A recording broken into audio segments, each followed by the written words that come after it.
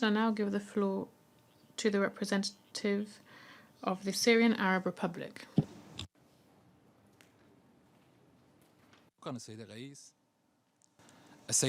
Thank you, Chair.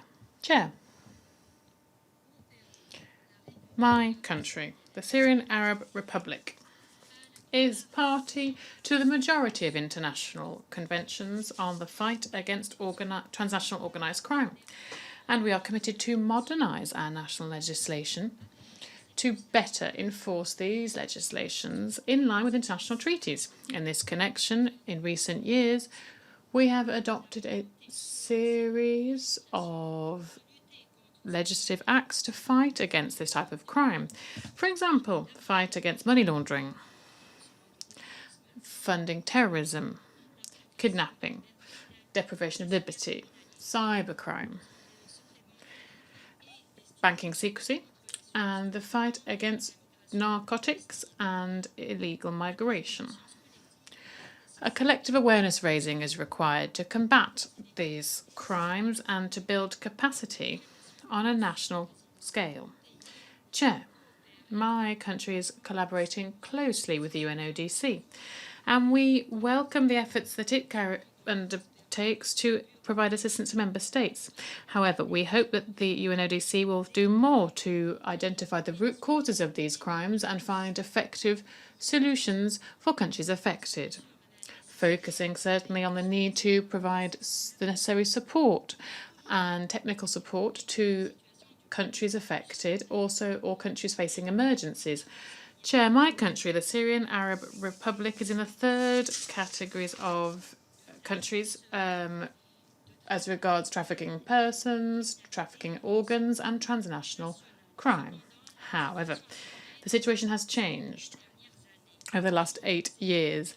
Numerous terrorist and criminal elements have entered into Syria from 4 corners of the world. These are supported by regional and international players in weapons, ammunitions, communication, and modern technology. These barbaric terrorists, such as Al Qaeda, Daesh, and other associated groups, are wreaking all sorts of crime and terrorism, organised crime, trafficking in humans and organs, sexual exploitation, destruction, and pillaging of our cultural heritage for many years, and they've pillaged museums and churches and mosques and smuggled these goods abroad. Chair, these terrorist crimes have multiplied, and they've been accompanied with intimidation and terror.